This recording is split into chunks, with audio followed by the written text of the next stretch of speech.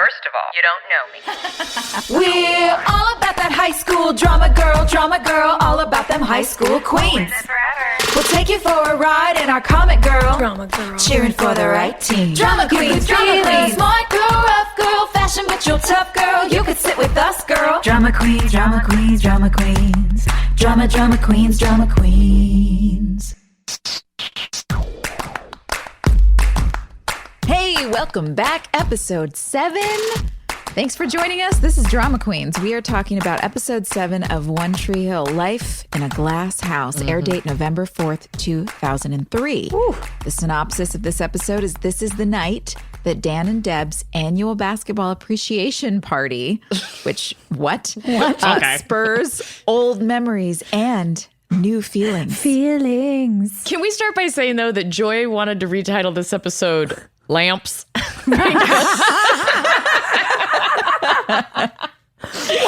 want some fan out there to watch this episode and count how many freaking lamps. I don't understand why. Is it always in every episode and I'm just seeing it now? I don't know. This felt real lamp heavy. For sure. Karen's Cafe was like lamp, like, I don't even, what's the word? Like lamp purgatory. Emporium? They just go there to hang out. It was and wait. like going in like a cool, quirky old vintage store where there's just like lamps for sale everywhere, except it's supposed to be a business.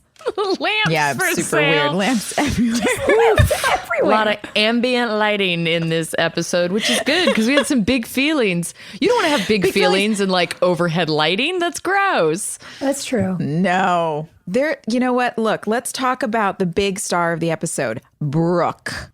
Right? Because Brooke. this was Brooke's episode, fully Brooke's episode. And I have all kinds of questions about her motivation and what she was dealing with and like, why did she, I mean, okay, my first, well, do we start at the beginning or do we just dive into like Brooke's issues? in. Just dig in. What's great about this is that Brooke is really pushing the story forward in so many ways because the last episode that we saw was kind of, as we discussed, a reintroduction of a lot of the characters and the dynamics and just reminding everyone where we all are.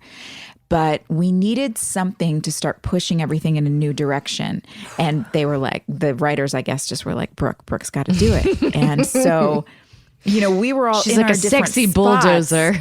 but nothing would have happened if Brooke hadn't gotten in there and started moving everything around. But I was kind of shocked for the loyal friend that Brooke has established herself to be, that she would suddenly be manipulating everything so that she could get Lucas and get Peyton out of the way. I don't know. Can you just tell us a little bit about where you were with her then? Ugh, yeah. I mean, God, I just like so cringy this whole episode. It's cringy for you? Oh, yeah. I hated this. You got to shake it off. It's not real, baby. It's not real. I know. I still hate it. I'm just like, oh, God, it's so atrocious. But, you know, you bring up a great point because Brooke is a device in this episode. And that's something, you know, we talked about this a few episodes back, how sometimes you have to suspend disbelief. Sometimes you have to do things you may not necessarily agree with to drive the story. So I understood that Brooke was sort of, she was like a big shiny red truck in this episode, just ruining everything. Like, literally. But what kind of truck is the question? I mean, I'm thinking like a really shiny Mack truck. Like something that really causes devastation. Covered in glitter. Yeah, like sparkly red paint.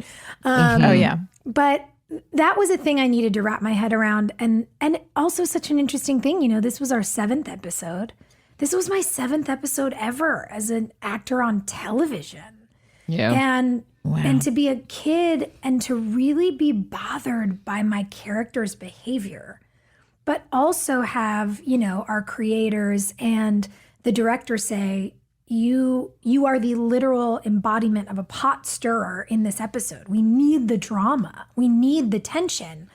Yeah. What I had to lean into to make it make sense, bridging that gap, was figuring out where her motivation came from. You know, thinking about being a 16-year-old girl and really having a crush on someone who you're afraid might like your best friend who already has a boyfriend. and the only place you've ever been taught to feel good about yourself is when you're getting validated by other people's attention. Like that was Brooke's whole thing. Boys' attention, yeah. Yeah, like it was the only thing that mattered in her household, in this place, in that world. And so I really had to try to motivate this bad behavior by a desperate need for someone to say, I pick you. And she never got it. So it was an episode where she just kept getting rejected and then, kept drinking her sorrows away and just like really by the end of it had embarrassed herself and felt terrible. I feel terrible even thinking about it now. But okay, so let's be real here though, because we've established backstory that we've never gotten to see. That Peyton and Nathan do this all the time. All the time, yeah. Right? So it kind of isn't so bad when you take that into consideration because it's like, here we go again. Like I've had those Let friends. me just make this happen faster this time. Yeah, like so you're that going I to do this can- for the 19th time this year. Yeah. Right. It softens the blow a little bit. Well, you're right. And there is a real moment where you actually see Brooke's feelings when Peyton and Nathan are talking and you're both basically like, butt out, you're being horrible. And she's kind of, that is the thing of like, you guys always do this. And then in that moment when she realizes Peyton might actually like Lucas and isn't using him as a pawn to make Nathan jealous, and maybe everything is much less stable than Brooke understands in this high school world of roles and behaviors that she's come to understand how to be a part of. That made me so sad when I looked at you and said, "Oh, I didn't realize you were in my way," or "Are you finally admitting?" Yeah. I was like, ooh. "Oh Yeah. God, it's all so good horrible." line. She's terrified. But like when we were in high school for real, Yeah. okay, my friends and I would kiss the same boys and like then call each other on the phone later and laugh about it. Like there was one weekend where we all kissed Jimmy Yassine, Oh my God, you're so progressive. Jimmy Yassine had like a pickup truck and it would pull up in front of your house. And if your dad didn't chase him off with a baseball bat like mine, you'd go out, you'd kiss Jimmy Yassine and you'd come back in and then you call your friends. Hilarious. And he's going to die when he knows that I've called him out. But everyone kissed Jimmy Hi, Yassine. Jimmy. And so it makes sense to me because that was my real life experience that it's like, oh yeah, we like the same kinds of boys. Like we all like loved Josh Hartnett and Heath Ledger in high school. Oh, yeah. You know what I mean? Yeah, right. So like we all love the same kind of boys. It makes sense that Peyton and Brooke would like the same boys. Yeah. And it's a playful competition until that moment where it's not. And then it's like, oh, I might have caught feelings. That's embarrassing. Yeah. Yeah, this is the episode where everyone's feelings feel very real. Really real. And hurt. Yeah. Oh man.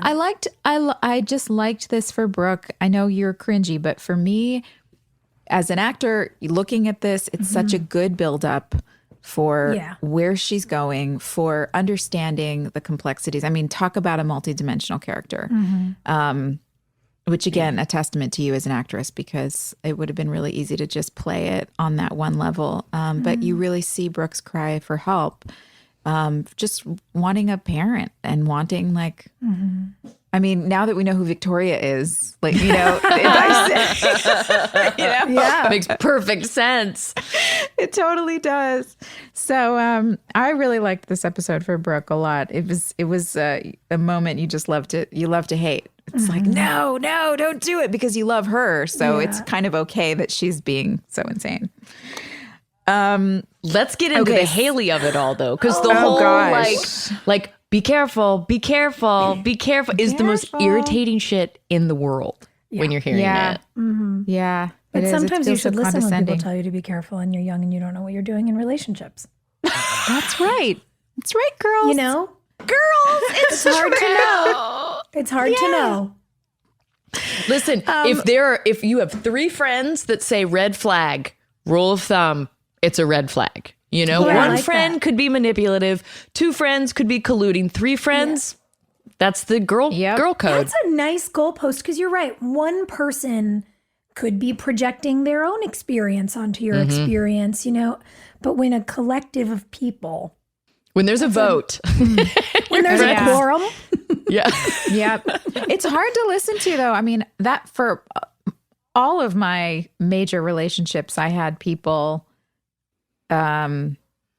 tell me, red flag. red flag, I'm concerned. Are you sure? And I was just so stubborn and, you know, determined that like I knew, I just knew what I was doing, you know? So we're it's fed hard to those listen fairy to. tales, Joy. We're fed the fairy tales where it's like Beauty and the Beast, you know? We are told from a very young age, like, you can fix them. This will be a fun project. And then you'll be the boss. Then you'll be the queen because you did the hard thing, you know? Yeah. And so in this episode, all the girls are kind of battling with their versions of fairy tales. You know, you kiss the prince and it's not happily ever after. Then he gets weird and like starts talking about forever, you know? and Like, you're like, what's happening?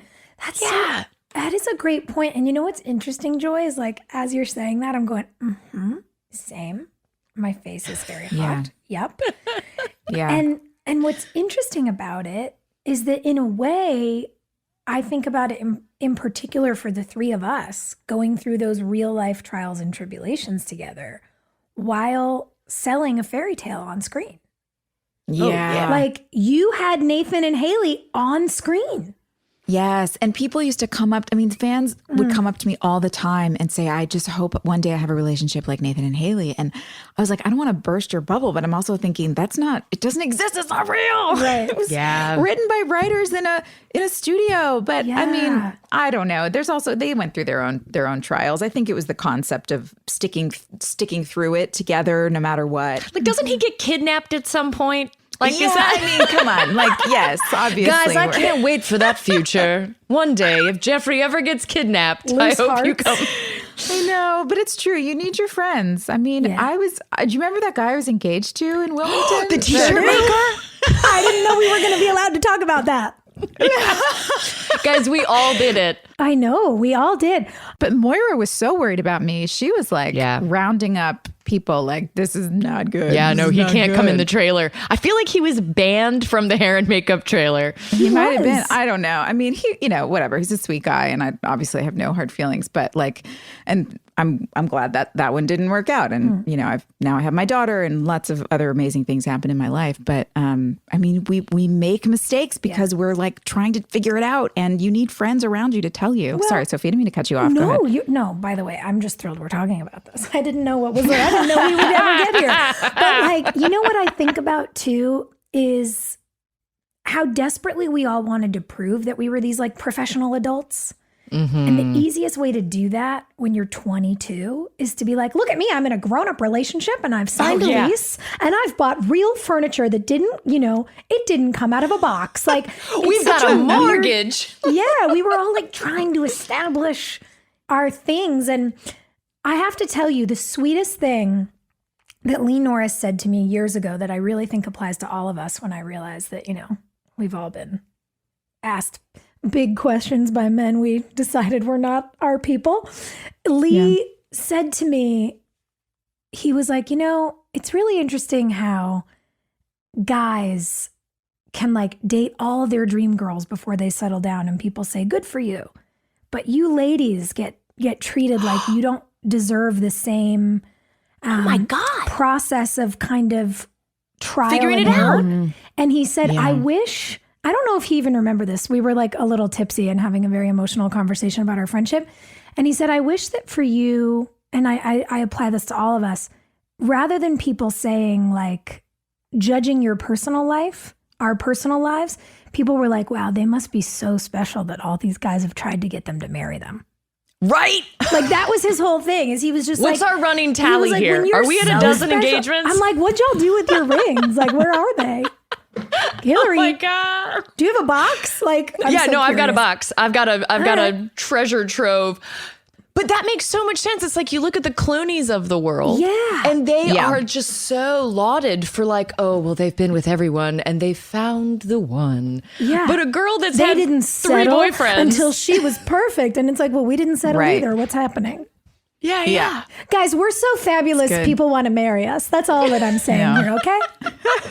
So congrats to your first fiance, Joy. Thank you. Yes. He saw. He always knew. He was the practice fiance. In the future, I think maybe we should just buy jewelry for each other and be a little more picky with men. That would be my recommendation to all the young women listening. Like, give jewelry to your friends and be patient. Romantic Yes. friendships are the best because all of the riffraff that goes along with the romance is taken out. You don't have to put out. It's like nothing weird. It's just you surprise You don't one have to another and put you have out. beautiful meals with each other. Yeah. Oh, it's the Romantic best. friendships are the way to go.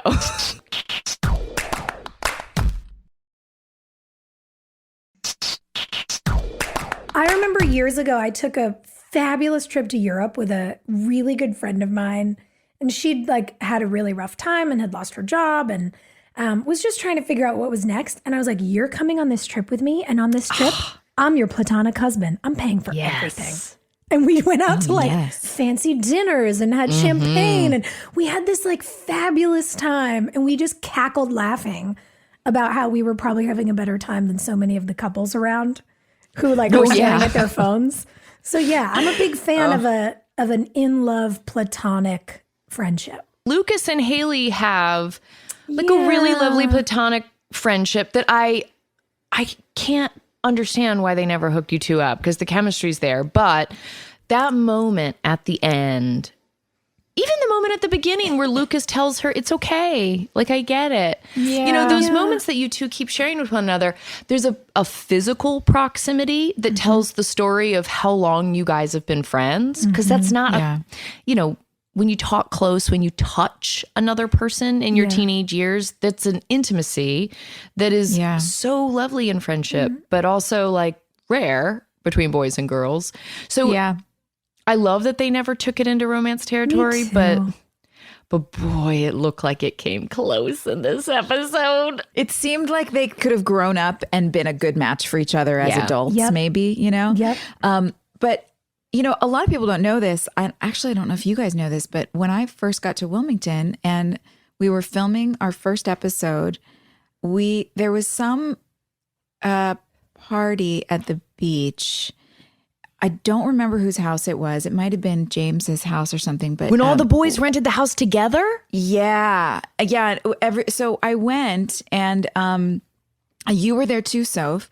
I don't remember if you were there or not, Hilarie, but it was late and I was out on the roof because I'm such an introvert. This is what I do at parties. Like I'm hang out and then I'm like, oh, it's too many people. And I go stand in the bathroom for 20 minutes by myself. So there was a window open and a rooftop. So I went out on the roof and I was sitting out there and just kind of like taking a deep breath in and getting some fresh air. And Chad came out and sat down next to me and we hadn't really gotten a chance to spend time together at all. I mean, we had our screen test and then, you know, ran into each other in hallways and things, but we sat down on the roof and we just were like hanging out, talking about life, talking about our friends and people that we had grown up with. And my best friend at the time from high school had been a boy. And so I was really comfortable having that sort of platonic friendship. It didn't feel weird or awkward to me. And I just remember that set a tone for us.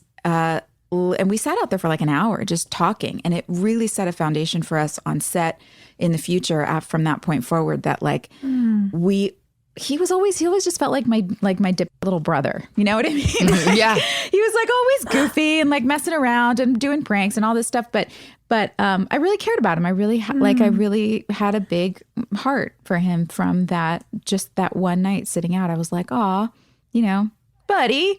That's Buddy. so nice. He had his dog living in that house. You know what is also so sweet about thinking about that? I feel like I can picture it. I remember that house all those boys had. Oh my God. We went to garden the front yard of that house. Yes. So just for you guys at home, all the boys, so like Brett Claywell and James and Chad. And did anyone else live in that house with them? Did Lee live there? I don't think he did because he was going back and forth from Wake Forest. Maybe he would right. crash there. I think don't there know. was one other guy. There's another, maybe one of the basketball players. One of the basketball But they players. all rented this house at the beach together, and it was not like a beach house. It was was a made haunted out of house. like old brick. It had like gargoyles and shit And it had on those it. really long overhangs, so it was always dark inside.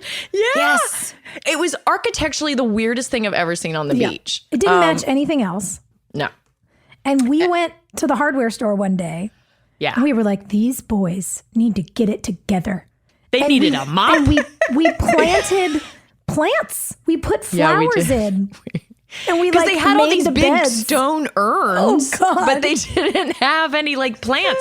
So the place looked terrifying. It looked haunted. It looked super haunted. But it's so sweet because I remember that, and I remember like all of us kind of milling around trying to figure out what was going on, and picturing you two having that conversation. It makes me think about that sweet last scene in the episode where Haley's crying and Lucas comes and sits next to her, and I will say I always had those moments watching it, being like, this is going to be the moment when they kiss. Yeah. But I love in hindsight that they never crossed the boundary for the characters because you guys were able to model a genuine, kind friendship between a teenage boy and a teenage girl. Yeah. And that was really rare. That was really agree. rare on Yeah. TV that people didn't, cross a hormonal line at one point or another. And you guys In never a did. show that lasted 9 years too. You'd think at some point. Yeah, but Yeah. no. So the scene where I go to his bedroom and I'm like tying the tie. So I had to learn how to tie a tie because I'd never had to. No, I'd never had I to still learn don't that. know how. Don't you? No. It's Absolutely not. harder. It was harder. I mean, I'm glad I did it on my neck and then put it on him because it was originally blocked so that he would stand in front of the closet mirror or wherever the mirror was, and I was going to come up behind him and tie the tie around his neck, and it was You're so half his size. awkward. Yeah, and, he's like, also I could tall. not figure it out. It was so awkward. So we were just like, okay, just put it around your neck and tie it on your own neck, and then put it on him. So that worked. But that was the first.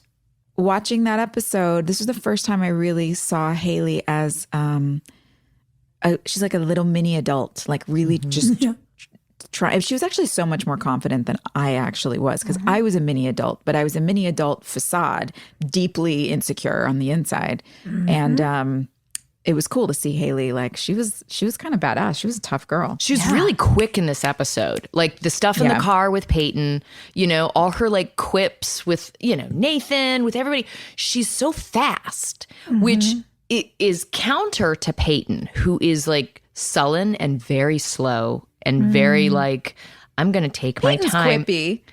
But I don't know that she's quippy in these first few smart. episodes. It's like there's, at least in her conversations with Haley, it's like, I'm going to take the slow beat because I'm admitting something that is not comfortable. And Haley's so Peyton sharp really and so trusts fast. Haley. She seems to trust Haley in this Yeah. episode all of a sudden, which is I think Peyton is like one of those kids. I remember seeing like an episode of Law and Order SVU where there was like a girl that had been abused when she was younger. So the result as an adult was that she latched onto people really fast and like was like, do you love me? I'm gonna give you like a really important piece of me, and I'm just gonna trust that you don't mess it up. And of course, like everybody messes it up. of course. I think Peyton does that. It's like, hey, do you want to know my deepest, darkest secrets? I know we just met, There's like an abused kid syndrome in there. And so, I think she very quickly is like, well, Brooke's being weird. It's that book. Are you my mother? Yeah. Are you my best friend? Are you my best friend? My friend? Yeah. Yeah. We're all that way though when we're little, aren't we? Like, is it you? Are we going to be friends till we're 90? Is it you? I think Maybe. so. And I think especially for kids, and I think this is something that, Brooke and Peyton in particular shared, was the narrative of absent parents. Like Haley, we didn't see the family, but it was known that Haley came from this big family, and everyone really loved each other. And with Peyton's mom having passed and dad always being away and Brooke's parents like always being on a business trip and her just being alone.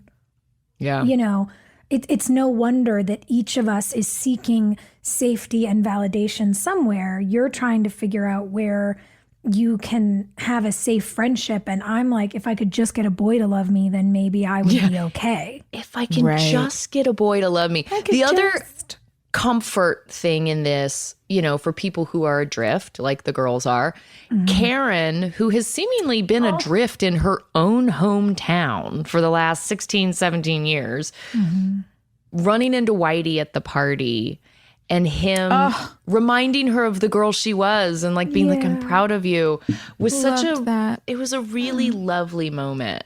And I loved that they had the sense to put in his dialogue a reference to how happy it's been making him to see her at the gym again, you know, watching Lucas play, because it makes you realize that even though as an audience we haven't seen them have a moment at a basketball game, it gives you the emotional payoff of learning that Whitey's been tracking Karen being there. And it's so, it's just lovely. And the compliment that he gives her about raising a good young man. Yeah. I mean, that's, as a mom, like when somebody comes up and tells you like, hey, you did a really good job. Your kid's amazing. It's like, there's no greater compliment you could possibly give me.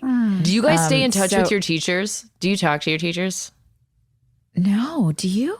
Oh my God. From high school? I talked all the to time. two of my favorite teachers. Yeah. That's awesome. I just did a Zoom. I never knew that was an option. Okay, let me tell you a little trick. All the teachers are parts of book clubs, right? Or they have like, they don't call them drinking clubs, but they're drinking. I know what you guys are up to at home. It's like they all like have their once a month meeting where they meet at a winery and they like discuss a topic. And so because everyone's been doing it over Zoom, I did a meeting with like my teachers from 4th grade through graduation and just like wept the whole time because these people, they don't, maybe they do understand that they're like your parents for a little while, you know, like they shape you in a way that's forever. And, you know, you want to just like then pick their brain about everything ever. And so I love that Whitey is that person in our show. I wish we had more teachers like that in our show. Yeah. Because like my English teacher, my U.S. history teachers, my government teacher, like all those teachers were so vital. And we've got Whitey, but like we could have done more. We could have had a chick teacher. That would have been cool. That would have been nice. Haley became that later. For sure. Think. But it would have been nice to see that influence. It would have been nice to see that influence in her life. Yeah, especially to know who made her so passionate about tutoring and everything would have been cool. Yeah. What's the backstory? Did you make one up? Did you? I might have. I don't know. I just figured like she's really smart and she likes helping people. And especially as a sibling in a big family, you get used to learning how to help and lend a hand all the time. So it probably was super second nature to her and she could make some money. Give me more money. Kids from big families, it's like, sorry, kids, I don't have money. I can't give you guys all an allowance. Like, go get a job. You know? So that tracks. I like that. She's an entrepreneur. I like it. Yeah. Can we talk about Deb and Karen in this episode so too? good. More of this. I love this relationship. Me This too. dynamic is so great. I wonder if they planned that all along or if they just saw like how Moira and Barbara were playing it and they were like, okay, we'll do this now. You know, so much of season 1 was fly by the seat of our pants because all the stuff that they had planned kind of got thrown out the window because we were in competition with all these other teen dramas like the OC, and it was like, What was some of the stuff they had planned? Do you know things? babe, all I know is that everything was supposed to be narrated by Whitey talking to Camilla. It was supposed to be 8 Mile is what I was told. And so kind of these more like juicy, dramatic narratives were, you know, I think the element of having like 2 sexy moms became a thing because Desperate Housewives was a very big show, you know? The And moms the on the OC. OC were super sexy. And so they're like, well, let's like bring in these like hot moms that then become friends and then later can be frenemies, you know, that building that arc. But watching these two women work together, it's like, why would we ever split this up? These two are amazing. Well, they have so such good. great chemistry, you know? Yeah. And to see that and to see the gentle nature that they both apply to what could be a very fraught interaction, it's just so good. I want more of it all the time. And to watch Dan Scott It makes me watch squirm. them and he can't it's so genuine what he's seeing that he's frozen and he can't like interject with some shitty quip. Yeah. You know? Why do you think he didn't rush over there To break and it up? stop it? Why did he walk away? He actually made the choice to. We have to ask Paul this when we have him on the show because it's that's kind of a really big moment to just leave them alone instead of trying to interject. He and got control outgamed. everything. Deb outgamed him. I'm telling you, man. She wears the pants. And Oh yeah, for sure. this is her punishment for his behavior at that party last week. You know? It's like, you know what? You embarrassed me. You misbehaved. I am going to make an example out of you this party. And now all your friends are going to watch me not only invite them, but give them preferential treatment while they're here. Wow. You know, it's a power Also leading play. by example. I mean, it's a power play, but like you were saying when we were watching, there's an element of leading by example that she does that is really nice to see. Instead of typical television, Everybody Loves Raymond housewives, where they're just barking orders and always telling him what's wrong and what to do and how to fix it. Dan, why can't you just be nice? You know? Right. You know, so what is it like Archie Bunker and the Honeymooners and stuff? It's nice to see a wife that is, she's just being herself. She's got boundaries and she's leading by example. It's really beautiful to me. All right. And Beth Crookham. Beth Crookham. We all have this on our list. You guys, we keep running lists while we're watching the episode. And I love that we've all arrived at the Beth Crookham point of our list. So Joy, do you want to tell everybody at home who Beth is in real life?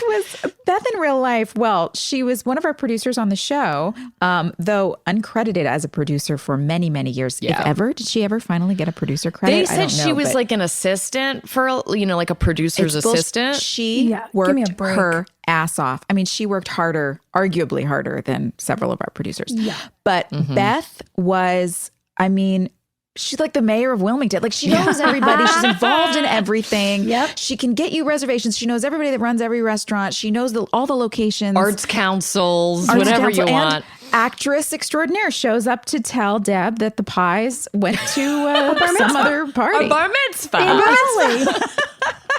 We were so excited. It really was like shooting in a small town because had we been in LA, had we been in New York, you know, we wouldn't have known the day players on the show who would come on for like 5-6 lines. But watching it back, we're like, oh my God, there's so-and-so. Hey, there's so-and-so. There's so-and-so. Yeah, all our It's such a people. nice reunion.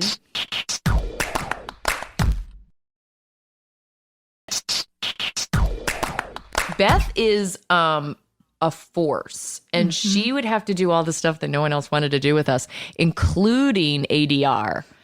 Oh, yes. Which is additional dialogue recording. And basically set therapist, like the woman that we would all talk to about all the craziness that was going on. And she was like just dealing with everything. And she's an artist and she collects art and she's like an interior designer and she runs this charity that and she's back and forth in Rwanda all the time. I mean, what an amazing woman. We should find a link actually to some of the charity work that she does so people can go check it out and support her. But that was just so fun to see our friend in that episode. And then, you know, we get to see again, Karen kind of saving the day for Deb or did Deb it was extend that vice olive versa, branch? man. Yeah. It was a little Because moment now- of partnership. Yeah. After the party is like the mean moms were leaving, they're like, where were those desserts from? Sherry, who I love. She had the same like haircut as Deb. Like I love how they styled all the cheerleaders to dress like Brooke, and then they groomed all the moms to look like Deb. Yes. So good. Strong move, man. Really smart. Also, Deb's one-liner, speaking of her planning this perfect party and working with Karen, when she catches Dan flirting with that bartender and says she's young enough to be your daughter, and in this town she might just be. So Wow, good. it's so good. Yeah. That bartender was played by Melissa Egan, by the way, Yep. who, if you're a fan of Hallmark, or we could find out some of the other stuff that she's done. She's a good working actress, Melissa Egan now. We had a lot of people come on our show that continued into really successful careers. Who is the one that always makes you scratch your head? Because I know who mine is. I'm like, how did that person come on our show? Who? Evan Peters on our show. Oh my God. Of course. Just the Oh my greatest. God. He's Evan the Peters. greatest. Even at the time, he was like, I don't know what I'm doing on this show. I'm going to go do like much cooler than this, you guys. He totally was. He's so cool. But it is fun seeing people kind of like learn the business and come up through the ranks like on a show from 20 years ago. Because I did that on Dawson's Creek, like that was my first like, what am I doing? It's fun to see those little guest spots because you forget that everybody has that one first job. Yeah. Joey, what was yours? Felicity was one of those for me. I mean, my first job ever was like a dog commercial or something when I was 12. But yeah, in terms of shows, that Charmed was another big one, another kind of guest spot. I feel like I saw you dressed as a princess on that. Oh yeah, I was a busty princess. I was like, it was me and Rose McGowan having some sorcery, battle. That's up my alley. Loved her, by the way. Was there a wand? She was so fun. She had a wand, I think. I did not have a wand. You deserved a wand. I did not. They really made a big deal out of my boobs in that episode, though. Well, that's exciting. Yeah, so fun. There they are. There they are. So what was yours? Oh man. My very first job, I did a Kit Kat commercial. That's how I got my SAG card. What? Yeah. That's delicious. And then I did a scene in Van Wilder with Ryan Reynolds, who literally, when they were like, get on your mark, I just looked around and he was like, it's the thing with the tape. This is how you stand on it. And I was like, oh, you're nice. And then TV, right before we did our show, I did a couple of episodes of Nip Tuck. Oh, that's right. You were sexy in that too. Wild. They had you pegged as this kind of like vampy character. And I feel like when that came out, it kind of lit the fire on our show. Like, oh, she can do that. Like, that's what she does. Okay. And I was like, I don't know. No. I was like, I am very much more comfortable in tomboy roles. Please leave me alone. All girl school. Yeah. So like Brooke was really a push for me. Sophia, you got a role that I wanted. I did? A pilot. A few years prior to that, it was like a pop star. You were some movie. super pop star. It was a movie. That's right. And I remember going in for the audition, and Britney Spears' name was on the call sheet. Like what? it was a really big movie, really big movie. And I found out later, I think when we were auditioning for our show, and maybe because I met you in the lobby or something, I probably looked you up, and I don't even know how it came up. Somehow I realized that you had gotten that part. I was like, no way. But what happened to that, by the way? It was a huge deal. It was actually pretty crazy. The studio wanted to stand up. God, you guys, this was in the era. Prime time, Britney Spears, Christina Aguilera, Mandy Moore. Oh, and yes. they wanted to do a movie about a young pop star. And the idea was so weirdly foreshadowing that this girl kind of has like a nervous breakdown on tour and decides to, in disguise, a la all the movies where Hannah they just Montana? put Rachel Lee Cook in glasses, go home and go to school, like in her hometown, but just disguised as not herself. And it was a really rigorous process. The auditions were crazy, and it was at MGM, and they wanted to do a movie with two options, meaning two sequels contracted, and they wanted a 6-album record deal. And they were going to try to stand up an in-house record label with this movie. So imagine in 2001 or 2, I don't even know. I feel This so was gonna cheated. I know. You Sophia guys. was going to be the next Britney Spears. No, it was like you don't it even was understand. Iconic. I was like working with hi-hat. I was working with the best choreographers in the music business, like recording music. and dancing my face off. But it was going to be to stand up the label and do the movie and then launch a tour and like do a full thing. It was a $65 million project. It was a star-making machine. It was a huge, huge deal. And they like something changed hands, I remember, at the studio. And then there was a whole conversation where like they couldn't get that much money. I mean, Jesus, so much money. Yeah. And it all sort of fell apart. I mean, if it was boys wearing tights being superheroes, they'd find the money. Of course. But it all basically came apart in the technicalities of them trying to launch a record label and a movie. And so we didn't do it.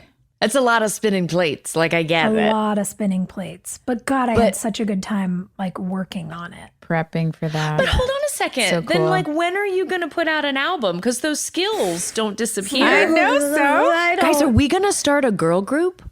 Let's just mean, do it. not Let's just do fucking everything. do it. Like, what else are we doing? You know? Let's just start a girl group. Yeah, we don't have enough things to do. We should absolutely write a record. I would love We're it. so bored. We have so much time. Oh my God. Can you imagine? Guys, we gotta So get it's in a a total side van, note. put a camera in there and hit the road. Yeah. Well, that's our Yep. next gig. All right. Don't worry, kids. Coming to a arena near you. It's going to be fantastic. Drama Queen's the band. Oh my Talking God. about musicians. Can we talk about our sweet, sweet Brian Greenberg? Greenberg singing Elliott love Smith him. and the reveal of Baby Jenny. Yeah. Yeah. Big time. He's so good in this episode because he's so natural. Yeah. Yeah. He was a fully formed adult. You know, like really I felt was. like I was still like, you know, molding myself. And Greenberg Oh. just showed up and he's like, I went to NYU. I'm good at this. Watch. He was like, oh, yeah, you want me to be quiet and be having an internal dialogue with myself, and then you need me to sing? Yeah, I can do that. And the rest of us were like, He was like the real blah, blah, Lucas. blah, blah. Yes. Oh my God, yes. He's He the was real Lucas. Greenberg totally is real life Lucas. Yeah. God. Joy, you nailed His it. reveal is great. The way he doesn't treat Brooke badly, Yeah. but he also knows how to move past. Like, he's a nice boy. A nice boy. Yeah. Which is why it was so like, wait, what? That he had a kid? Because on television at that point, like, fast kids, you know, bad kids Yeah. were the ones that had children in high school. And so to see like the lovable, you know, philosophical jock as the person with the baby was like, what? That's crazy talk. I'd never seen anything like that. I hadn't either. I thought it was such a great opportunity to just, as that storyline goes on, to just see, you know, consequences of different, you know, consequences of your actions when you're in high school. But it wasn't like shamed or harped on where he was like embarrassed, or it was just like about, here's a situation we're in, how do we treat each other right? And that is something I could so get behind. It's just such a beautiful message. And I loved that he carried that storyline so beautifully. And there was something so special, and you guys pointed this out when we were watching it, in the moment where, you know, he's singing and it's revealed that it's him, and then you realize he has this baby and he's putting his little girl to bed. And then Nathan walks in and finds Brooke like passed out. And you guys like almost made me cry just observing like they're just two little girls who need a parent to put them to bed. But Brooke doesn't have parents. There was no one to put her to bed. It just That crushed me. It crushed me. Yeah, that was really hard to watch. And it was, you know, we had sharp editors on the show. Yeah. That is, Yes. They did a I beautiful That was jokingly John say, Kretschmer, I think. I believe in the power of the edit. Yep. And I do, because we didn't shoot those things at the same time. I don't know that they were in that sequential order in the script, but to put them back to back that way with those camera moves, it was done intentionally Yeah. without making the audience feel like they're being beat over the head with it. Yeah. Yeah. You were just somebody's little girl. We have to talk about the kiss. Oh God, you guys. We have to talk about the kiss. That was a moment. I felt robbed, I have to say. I mean, all this buildup. Yeah. But it felt like it was too soon, but maybe that's because we're binging and not watching it week to week to week. I mean, binging as in like every few days we're doing this. So so maybe for the audience, it didn't feel that soon, but it felt very sudden to me. Also maybe just because I'm an adult and I'm like, these young kids, they're just like moving way too fast. But sorry, no, I just want to say like I felt a little robbed that with all the buildup, the kiss was like it was forced. It was hard. It was Brooke vengeful. made it happen. Yeah. It wasn't. I didn't get that soft romantic moment. No, because it's not a soft romantic moment. You know, No. That is that's something that I have struggled with watching a lot of teenage movies, teenage TV, and stuff like that. Is that you see teenagers going into romantic moments like adults would. Like, I'm going to move in real slow and I'm going to kiss you real gentle and hold your face. And that's bullshit, you guys. It's just total bullshit. Like, you're going to like knock teeth. You're going to like, you know, Peyton is kissing him. right. Because she's mad that her friend is being a real asshole in front of everyone and forcing her hand. And her ex-boyfriend's been a nightmare. And it's just like, you know what? Fine. Everybody here. Like, that's She's what like, she's saying watch there. me. Yeah. And it's not until later where Lucas comes and finds her that I think she feels guilty about like the show of it all, you know, which is why the invitation to like sit on the swing and then go kiss in Nathan's parents' room, you know, it's a little bit of an olive branch, but it's still a you. It's still a vindictive move because she's purposely taking Lucas into Dan Scott's bedroom to turn her nose up at the power structure in this little town. And so I was for that. Like, that made perfect sense. That felt like something that a 16-year-old girl would do, you know, like, to hell with the patriarchy, you know, I'll do what I want. But with this guy that she really likes. But She had a hard time accessing that vulnerability. I thought it was enough that they could just like stand there and like kiss, right? Or stand there and like open mouth kiss if you're gonna like, you know. When I was in high school, the first time you kissed a boy, like that was it. Like you'd make out for like 20 minutes. Cool. Okay, well, I'll see you on Monday. It's cool. The way it was written make out was very graphic. Which made me nervous because it was like you couldn't question it because it's like, well, this is what's written out. So we have to get the shot of you unbuttoning his shirt and we have to get the shot of you kissing down his chest. And so Chad was cool to like leave a white tank top on underneath his button-up shirt. So I wasn't just like kissing his bare body because that's weird. That's so weird. We'd all known each other for like a couple months, maybe a couple weeks. And it's high school. Yeah. It's not. We cared about the example we were setting for other young girls too. I was so whacked out about it, you guys. Like so whacked out about it because they wanted me like kissing all the way down his body, down to like his belt and undoing his like. I don't know that you see it, but I had to undo his belt. And so Robbie McNeil, our director, knew that I was very concerned. And I was like, I'll give you like 2 takes. 3 takes max, but I'm not doing this all night. Like, this is inappropriate. If you can't catch it, like. And I, like, looking back, if I heard a little 21-year-old on set being like, you get 2 takes, I'd be like, this little monster is bossy, you know? But I just really didn't want to do it. And I was so nervous. And so I went back to the hair and makeup trailer. My manager, Meg, was in town for this, who I'm still with. And I was like crying in my trailer. I'm like, I don't want to do this. I'm just so, it feels dirty. It feels like they're trying to sex everything up. Because Brooke's being so weird in this episode. Like everything just feels so heightened. Yeah, they really like turned it up to a 10 out of nowhere. It just was exhausting. You know, they got a note from the network. Yeah. That's it. So I went into the hair and makeup trailer and they're like cleaning me up because I'd gotten upset, you know? Aww. And JoJo, our hairdresser, is like, yo, girl, hold on 1 second. And I was like, okay. And we had a bottle of grapefruit vodka on ice. And so all the women in the trailer got together and they're like, you may feel like you're in on this like all by yourself, but we are here. were standing right behind the monitor. Like, cheers to you being a badass, kiddo. And like, we all did this shot together. Meg was like, I've never done that on a set before, you know? And it was such a moment of sisterhood that really solidified my friendships behind the camera. Because I knew we were going to have to continue to do stuff that felt weird. I felt like a prostitute. Yeah. Right? Like, it was the first moment that I was really like, I'm kissing someone for money. I'm getting paid to do this like performative, like, that I don't want to do. yeah, it was just, there's a morality thing where you're like, oh my God, am I a sex worker? Maybe, Yeah, in a like, way. where's the You know, line? is this It's hard to figure OnlyFans out. in 2003? Wow. And so knowing that there was this kind of army of women that were like, you can come here, like, we'll take care of you, made it a much safer space. Meanwhile, Chad's like, were you drinking? And I'm like, me? You're like, I had one shot. I'm a professional. I'm fine.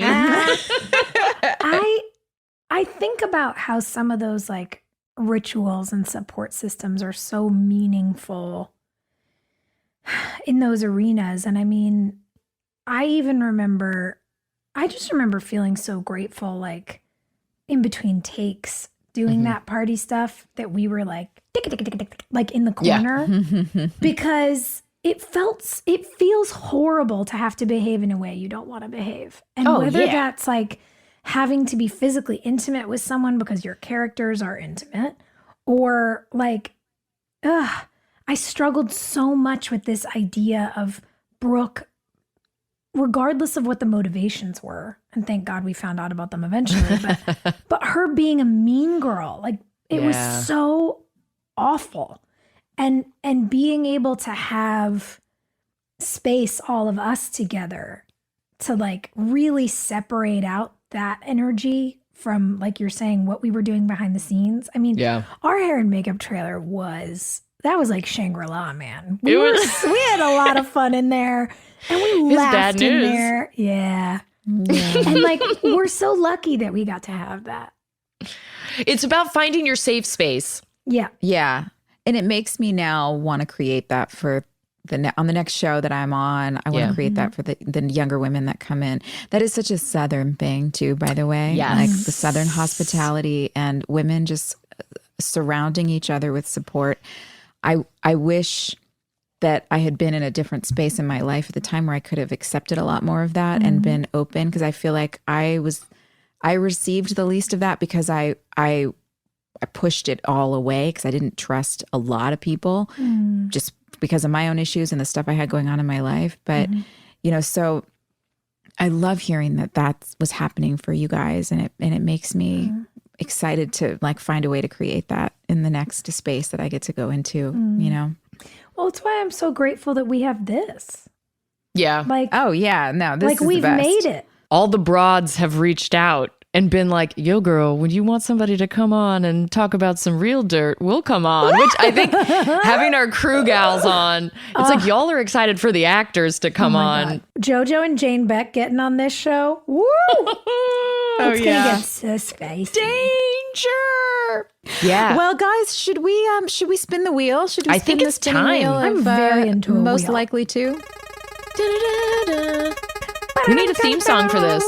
We really do. We need a jingle. Oh boy. All right. Most likely to get back with their ex. Back with their ex.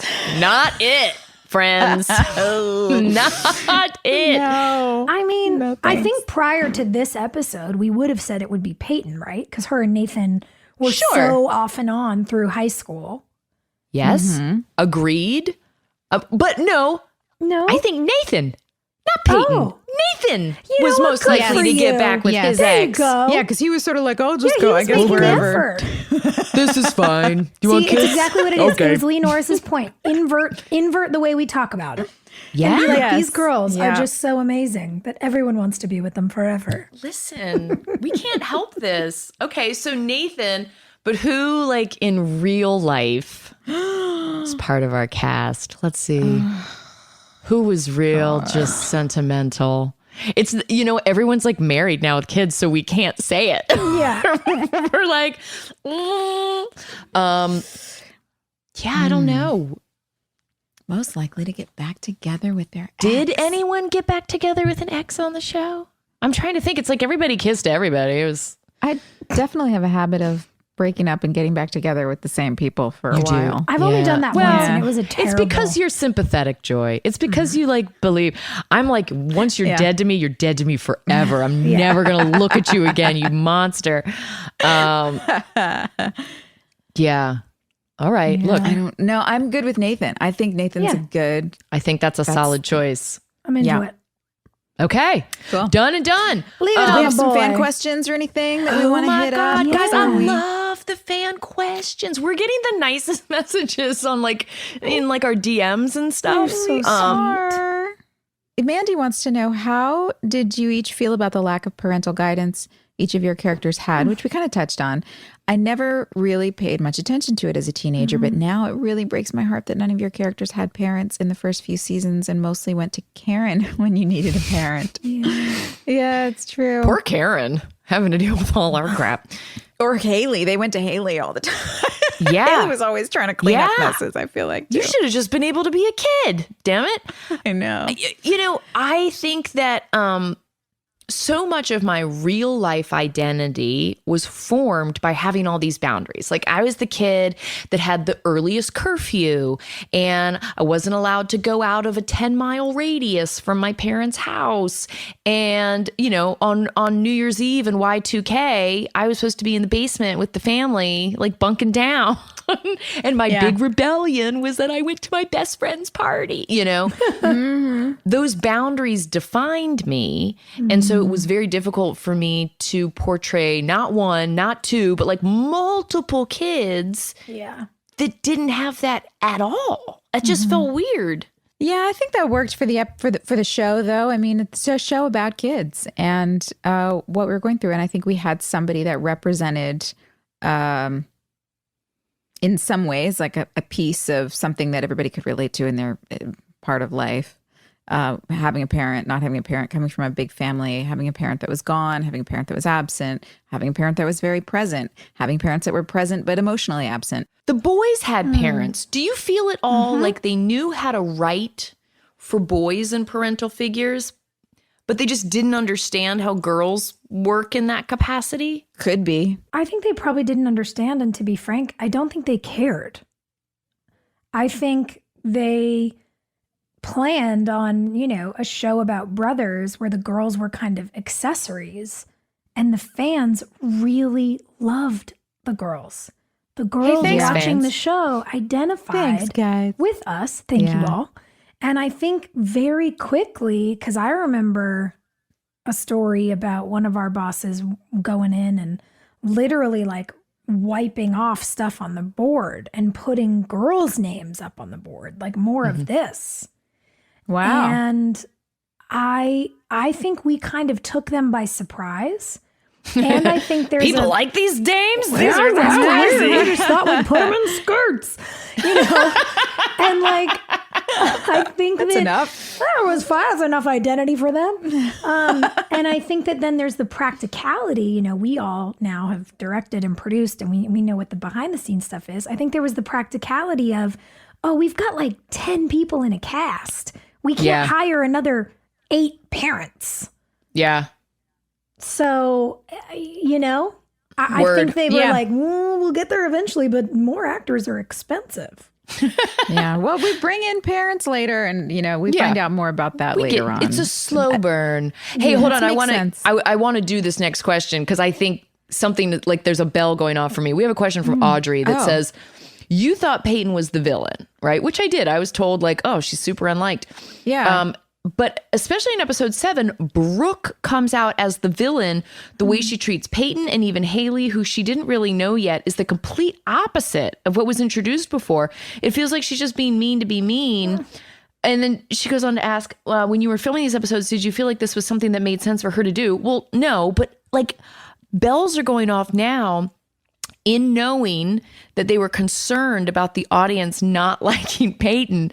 Did Brooke get thrown under the bus in order to like get the fans to like move I their... don't think might so. have.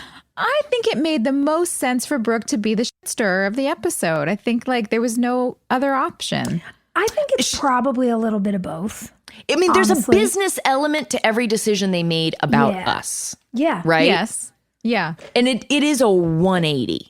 You know, we just established in the last episode, like throwing pom-poms at each other, like, oh my Yeah. God, I love you so much. And then it's like, Yeah. womp womp. Yeah, I think it went more extreme than it might have, perhaps to help shift some of that. And I think Okay, that makes sense. I do think that Brooke made sense to be the shit stirrer. And And wear that red dress. God, they took girl. it so far. Woof. Literal devil in a red dress. And the matching red earrings and red lipstick. So much red, just red everywhere. Yeah, Also- bad girls. My hair weirdly got really red in this episode. Like when we're walking through the quad, I was like, whoa, what's happening there? So yeah, I would imagine it's a little bit of both. But I think that interestingly, whether it was a device or not, taking her so far, kind of seeing how far she might go in the acting out, gave us an eventual space to talk about like what happens to kids when they have absentee parents. You know, Yeah. how do you try to establish an identity when you don't even have a fully developed prefrontal cortex? Like you don't know anything. That's our little scientist right there. She's going to figure out how the brain developed in Brooke Davis. God bless you, Sophia. We've got a great episode next week. I can't wait, you guys. This episode 8 is The Search for Something More. Do you remember what happens in this one? No, what happens? I don't know. I can't wait to find out. All right. So you guys at home, watch the episode along with us. And then we'll all be back to chat about it next week. Yeah, let's do it. Can't wait. Bye, everybody. See you next See you week. later. Hey, thanks for listening. Don't forget to leave us a review. You can also follow us on Instagram at Drama Queens OTH. Or email us at dramaqueens@iheartradio.com. See you next time. We're all about that high school drama girl, all about them high school queens.